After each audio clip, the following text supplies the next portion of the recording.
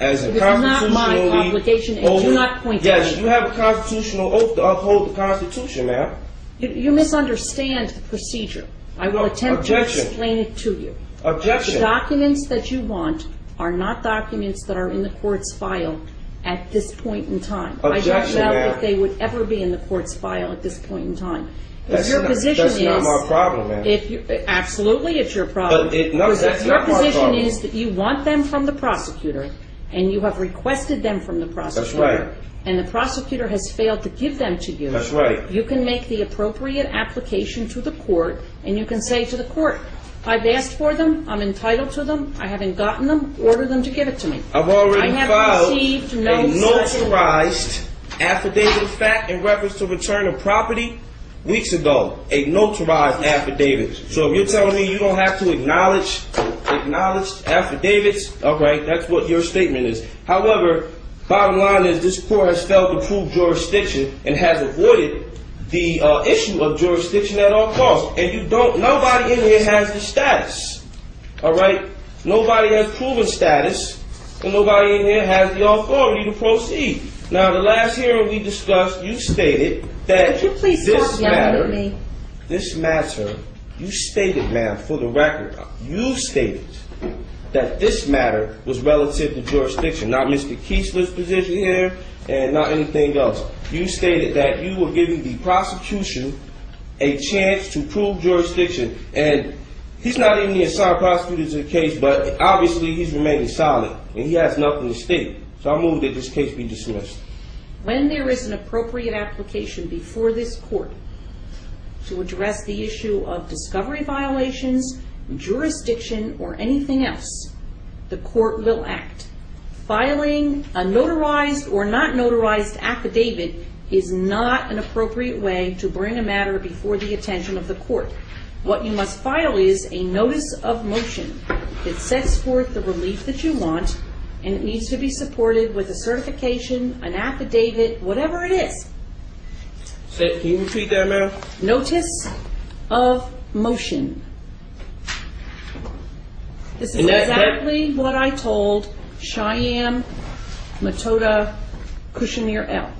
For the record, man, which rule, authority, courtroom rule, statute are you using It's in the court rules. I do to not address that recall. matter? It is in the court rules. I do not recall, and I'm not going to look up for you the exact court rule, but the court rules set out the procedure that you must follow. Objection, ma'am. I'm not a part of your society.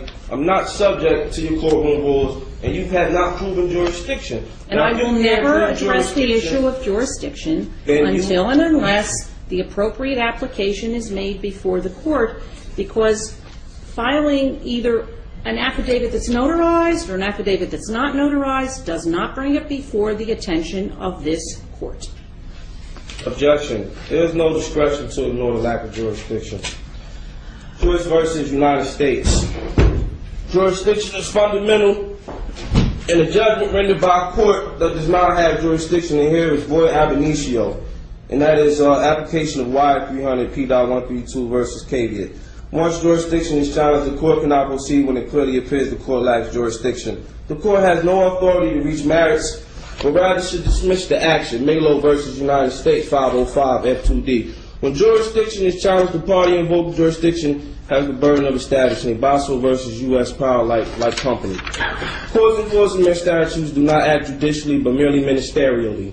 Thus, no judicial immunity, and unlike courts of law, do not attain jurisdiction by service of process, nor even arrest and compelled appearance. I'm here by way of threat, duress, coercion. I'm going to make that clear for the record every time I have to appear here, if I have to appear here. The only reason I'm appearing here is by way of your threat, duress, coercion, or your company's threat, duress, coercion. You can Once read jurisdiction me. is challenged- Let me interrupt you, please. You can Okay. read me this until the cows come home. You can read it ad nauseum and ad infinitum. It doesn't change the fact that until the issue is brought appropriately before this court, no ruling with regard to jurisdiction is ever going to be made. Now, let me ask you this question, though. In the other matter, first of all, let me backtrack a little bit. Let me get the correct number out here because we now have two numbers. In the case with indictment number 08-04-0441, which is the one in which